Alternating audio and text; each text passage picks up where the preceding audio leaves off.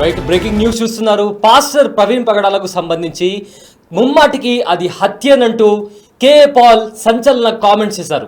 అయితే KA Paul pastor Praveen పగడాల డెత్కి సంబంధించి తనకు నర్సులు చెప్పినట్లు కూడా ఆయన స్టేట్మెంట్ ఇచ్చారు.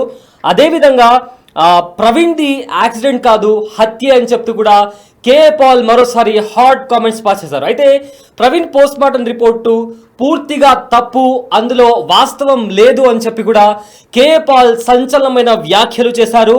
అదేవిధంగా ప్రవీణ్ మరణం పైన పోలీసులకు తీవ్ర ఒత్తిడి ఉంది. అందుకే పాస్టర్ ప్రవీణ్ పగడాల డెత్ను యాక్సిడెంట్గా చిత్రీకరించారని చెప్తూ కేఏ పాల్ సంచలనమైన వ్యాఖ్యలు చేశారు. అయితే కేఏ పాల్ ఎగ్జాక్ట్గా ఏం మాట్లాడారో ఒకసారి విందాం. నా హృదయపూర్వక వందనాలు. దేవుడు మిమ్మల్ని మీ కుటుంబాన్ని దీవించుగాక. సదాశివపేట సంగారెడ్డిలో 1200 ఎకరాల్లో చారిటీ సిటీ కట్టిన జరిగింది.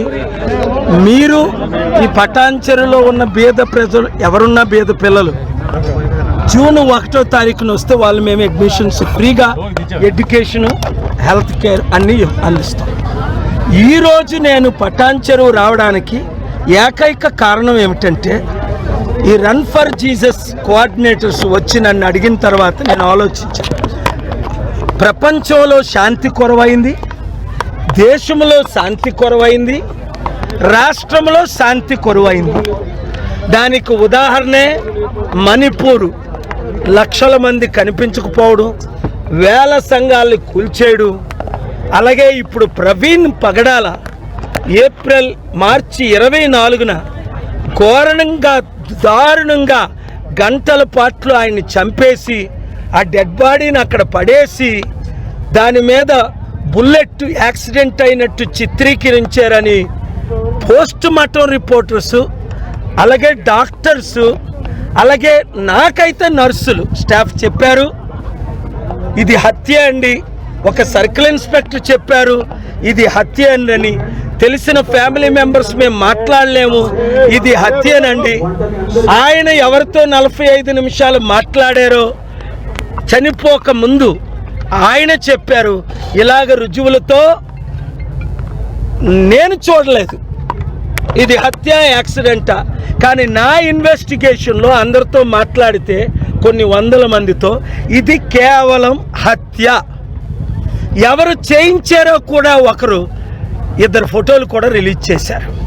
పోలీసుల్ని ఇన్వెస్టిగేట్ చేయమంటే హత్య కోణంగా ఇది యాక్సిడెంట్గానే చూపించమని పైనుంచి ఒత్తిడి వచ్చిందని పోలీసులు ఇట్లా చేశారండి. మాకు ఫోన్ కాళ్ళు వచ్చాయి, ఒత్తిడి వచ్చిందని. దానిని నోరు మూయించడానికి చంద్రబాబు నాయుడు గారు నిన్న గుడ్ ఫ్రైడే రోజుని పాస్టర్కి 5,000 ఇస్తాం అంటే అర్థమేంటి? పాస్టర్లారా మీరు నోరు మూసుకోండి.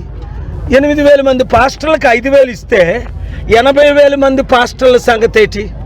అది కూడా ఇప్పుడివ్వడం ఏంటి? ప్రవీణ హత్య తర్వాత హైందవులు 1000 మంది ప్రీస్టులు ఉన్నారు, వారికి ఇవ్వకపోవడం ఏంటి?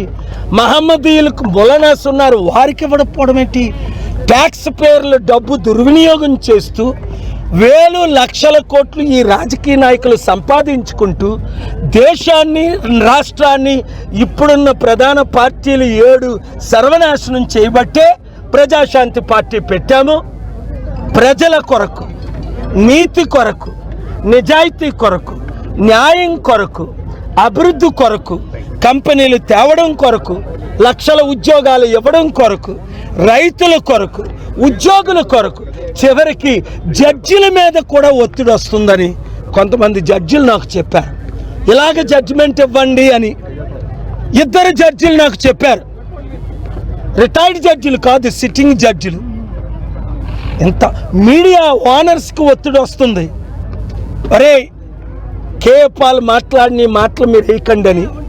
కొంతమంది బానిసలు అయిపోతున్నారు, ఎక్కువ మంది ఈ సత్యాన్ని నేను ఎందుకు ప్రజాశాంతి పార్టీ పెట్టానో తెలిసి గనక చూపిస్తున్నారు. కాబట్టి హిందూ ముస్లిం క్రిస్టియన్స్ శాంతిగా ఉండాలంటే, అభివృద్ధి జరగాలంటే, మరలా మణిపూర్ మన తెలుగు రాష్ట్రాలు కాకుండా ఉండాలంటే వింటున్న ప్రతి ఒక్కరూ 7569441275కి పటాన్ చెరువనో, కరీంనగర్ అనో, ఖమ్మమనో, తణుకనో మీ నియోజకవర్గం పేరు ముందు పెట్టి నా పేరు మీ పేరు పెట్టి 100 మందిని చేర్చండి. ఈరోజు 1000 మంది ఎలాగైతే కమిట్ అయ్యారు, 3000 4000 మంది కమిట్ అయ్యారు, అలాగే మీరు కూడా ఒక్కొక్కరు గ్రూపు పెట్టండి.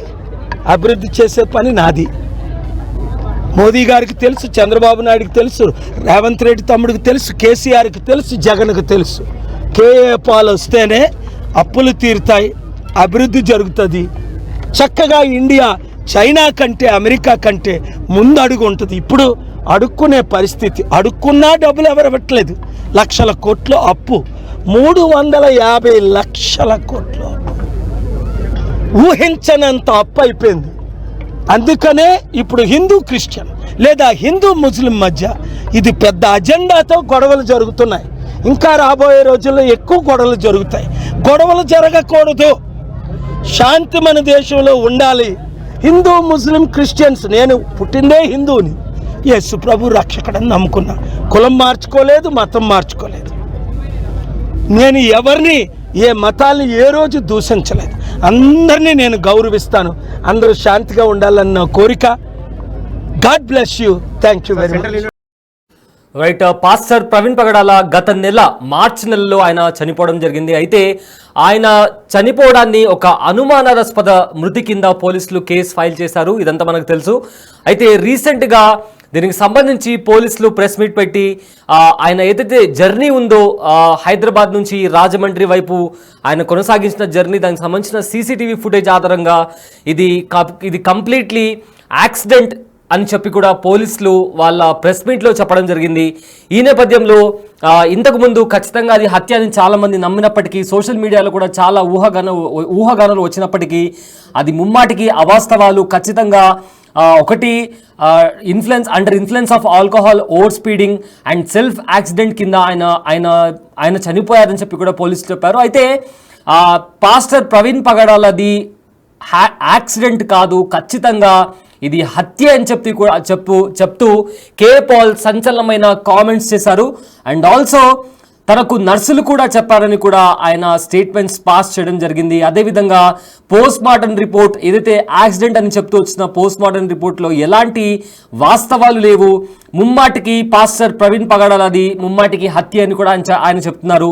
అదేవిధంగా ఎవరైతే పోలీసులు ఇన్వెస్టిగేషన్ చేశారో వాళ్ళ మీద తీవ్ర ఒత్తిడి ఉన్న నేపథ్యంలో వాళ్ళు ఈ మొత్తం ఇన్సిడెంట్ని యాక్సిడెంట్ లాగా చిత్రీకరించి పాస్టర్ ప్రవీణ్ పగడాల మృత్యుని, అంటే ఎవరైతే హత్య చేశారో ఆ హత్యని కప్పిపుచ్చడానికి దీన్ని యాక్సిడెంట్ లాగా చిత్రీకరించారని చెప్తూ కూడా కే పాల్ సంచలనమైన కామెంట్స్ పాస్ చేశారు. అయితే చాలామంది కే పాల్తో పాటు చాలామంది క్రైస్తవ సంఘాల నుంచి కూడా అది హత్య అని, అంటే పోలీసులు నిర్ధారించిన తర్వాత కూడా ఇప్పటికీ కూడా చాలామంది అది ముమ్మాటికి హత్యే, ఎలాంటి యాక్సిడెంట్ కాదు, దాన్ని యాక్సిడెంట్ లాగా చిత్రీకరిస్తున్నారు అని చెప్పి కూడా పలు ప్రశ్నలను పదే సోషల్ మీడియాలో ద్వారా లేదా మీడియా ముఖంగా కూడా వాళ్ళు రైజ్ చేయడం జరుగుతుంది.